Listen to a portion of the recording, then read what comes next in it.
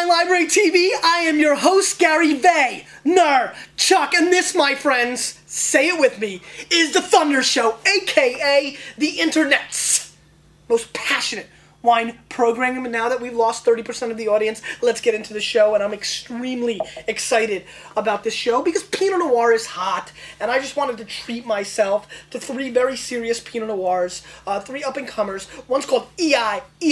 I mean, come on, how cool is that? Three different wines that I've never had before, so I'm excited about that, and I'm excited about everything. It's a Wednesday, a beautiful Wednesday. And I just want to give a huge shout out to all the Vaynerchuks out there. Your support is the ground, is the foundation. No matter how beautiful a building is or how great anything is, you need a foundation. And your love and support is my foundation. I thank you very much. Wine is all about friends and family, and you guys are my friends, and you're my family. So let's get into this. The first wine of the day is the Domaine Coteau. I like the French name for this interesting little unfiltered Pinot Noir from Amity Hills. Pinot Noir, 14.2%, $24 US, and this is an Oregon Pinot Noir that likes to look at itself as a Burgundian-style Pinot. I'll be the judge of that. And you'll be the judge of that, because my palate is only my palate, and I hope that you do not listen to me when I recommend and score wines and say that they're great. I hope that you trust yourself. Now, if over 400, I can't even believe when I say that. I think, like, I keep wanting to say 200. If over 400 episodes you found that our palates line up, that does happen.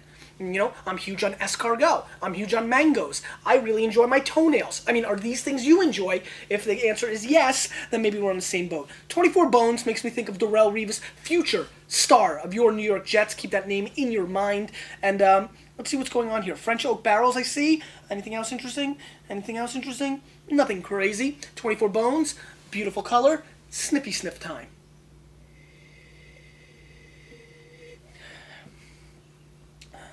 They're from Carlton, Oregon. If you're from Carlton, Oregon, give a big ups in the comment section. Less than a week away from Spread the Thunder comment. If you're watching for the first time, click right over here. You'll know what that's all about. A little alcoholic on the nose. You know, I'm so into the aromatics, and this is almost giving me like a headache, like what happens when you brain freeze kind of thing going on that I'm not liking so much. Some nice wild cherries kind of component coming through. I do get a plum component.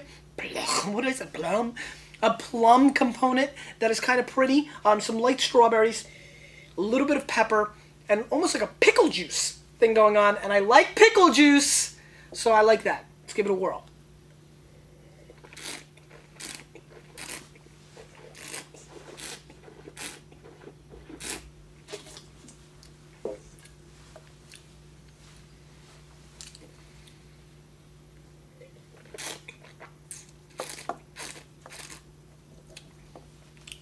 Nice. Not horrible. The alcohol's getting away from this wine for me a little bit too much. Other than that, 14.2. Nice label. Come on, zoom in on this. It's pretty cool. 14.2% alcohol content. I think that's kind of, you know, kind of getting to me a little bit. Other than that, very Burgundian, actually, with some brightness. Like a New World Burgundian Pinot Noir is what I would have thought. Not up to the Mischief and Mayhem Pinot that we did not too long ago for 20 bucks. Not as good as that. So right away I'm kind of like, To me, this is a solid 88-point Pinot Noir. I think that's really, you know, respectable and good solid effort. It's definitely a wine that doesn't blow me away, but it's very fair. You know, it's like Joe Cortez, the boxing referee. I'm firm, but I'm fair. You know, it's kind of like that. 88 points, good cherries, good berries, cherries and berries up in this piece.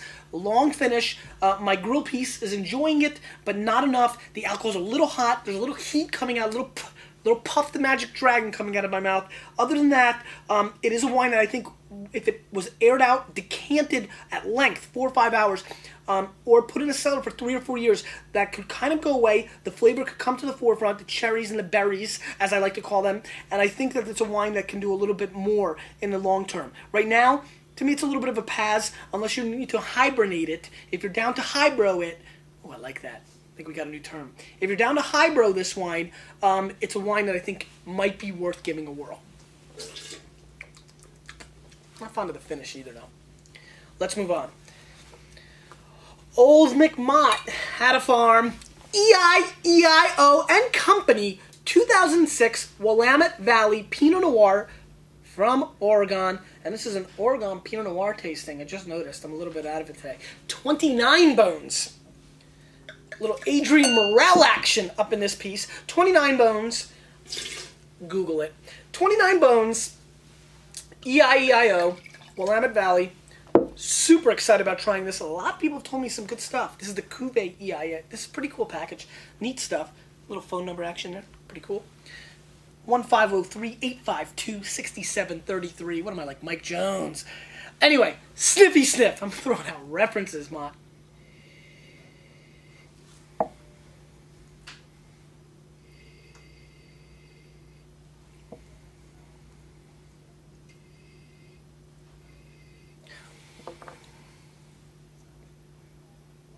The most silence in Wine Library TV history. 405 episodes, 7, 8 episodes, I don't even know anymore. Anyway, just trying to break the record. This smells, holy crap, snap into a Slim Jim. Ooh, yeah, this is a Macho Man Randy Savage inspired Slim Jim component on the nose. And I'm going to tell you something right now. I am so thrilled because I've been getting emails like randomly as people are watching the archives of Wine Library TV and saying, Gary, you know, I buy wines and sometimes I check if you've rated them, and then if you did, I watch them and taste along. This battery smell you were talking about, it was right on. Or this, you know, sometimes these random outside the box things that I think some people think I might even be making up are so on point. This is one of the bouquets that I can tell you that I'm so positive. I used to eat Slim Jims, like seriously, honestly, like 30 of them a day at my dad's store when I was at the liquor store, reading the Wine Spectator, playing scratch-off tickets, and eating Slim Jims like it was crack and I was a crackhead. I mean, really into them. And because of that rationale and reasoning and experience, more experience than the other two, this wine smells exactly like a Slim Jim, and I'm absolutely positive about it. Lots of red, beautiful, usually they're red, strawberries coming through as well. I'm in a mood, and it's extremely good. Man, it's really cool. Let's give it a whirl.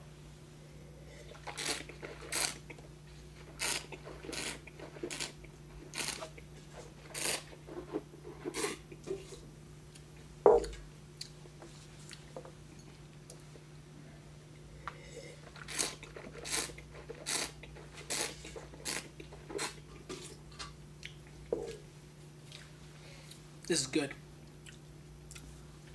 Great texture, beautiful mouthfeel, explodes in your palate, rounds out gorgeously. Fine, bitsy, focused berry flavors. You know, tart berry flavors, which is beautiful. Meaty. This is where the Slim Jim component on the nose, I think, is coming through. A little venison action. Imagine you're driving along on a foggy day and you hit a deer on the highway and you come out and you've got your knife on you, your trusty knife, and you cut that deer open and you throw some strawberries on it and you put some pepper on that deer and then you stick your hand out of straight anger and rip out the flesh and the meatiness and all that other stuff and you smell it and you taste it. That's exactly, my friends, what this wine smells like. A little Hall of Fame action, quote action going on there, monster.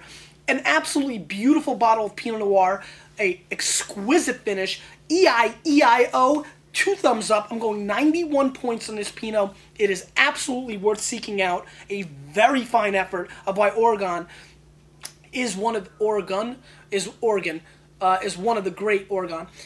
great Pinot Noir producing places on the earth. And finally, the big boy. Jesus. I think I can fit my whole head in this. This punt is huge.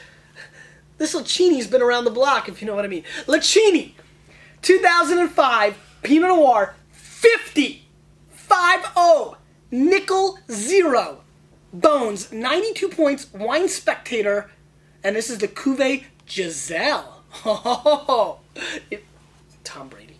Anyway, little rinsey rinse. And little snippy sniff coming up. This is a heavy bottle of wine. 50 bones. Far from inexpensive. Now we're getting into real Burgundian, red Burgundy territory where you can really enjoy some powerhouses. But this is dark.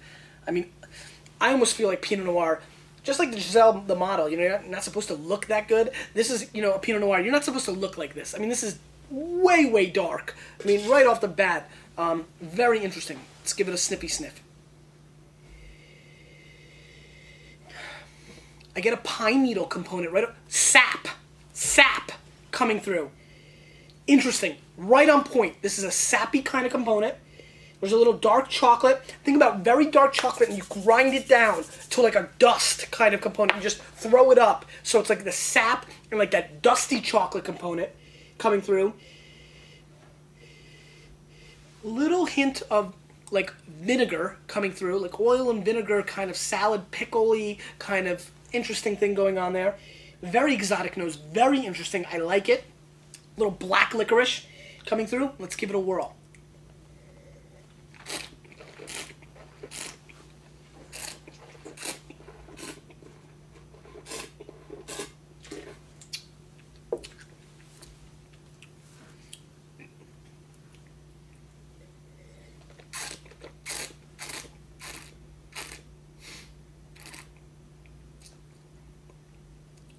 It's good. It's good. Got a little cola kind of thing going on at the end there. Cherry cola components. Continues with that sappiness. I get a little barkiness. Not out, but like from the tree. Again, dark black licorice is very found, very prominent on the mouthfeel. Nice complexity, nice length. Solid effort. Doesn't really do it for me, though. I've had Pinot like this for half the price, I feel, and that's bothering me. It's round, it's bold, it's New Worldy. It's okay. I mean, you know, there's nothing wrong with it. In this group, the Eieio is definitely better. I even think the Coteau is better. It's kind of funny. You know, here are the price points, and here are how they ranks. 91 points, 88 points. I'm going to go 87 points on this, and it just reminds me what my old buddy used to say, and he's so right. Hit the one in the middle. Hit the one in the middle, champ. Pinots from Oregon. Always a great show. Always. This was fun for my palate. Lachini, again, 5 to 7 years. If you're drinking Pinots from this part of the world, I really highly recommend finding some great ham dishes. I love roasted hen, game. There's just a lot of really nice foods that go along with these kind of Pinot Noirs. These are very extracted, a little bit New Worldy compared to the earthiness that you get from Burgundy and the poopiness and the manure, but very interesting wines. Really solid effort all around. I mean, a little pricey in the scheme of things, but let's be very honest. Oregon is one of the top producing places in the world for Pinot Noir, and it's really exciting to see what's going on there. Question of the day. Do you drink the Big O Pinot Noirs? Drink any Oregon Pinot Noirs? And if so, what was the last one you drank? Because you, nice, with a little bit of me, we're changing the wine world, whether they like it or not.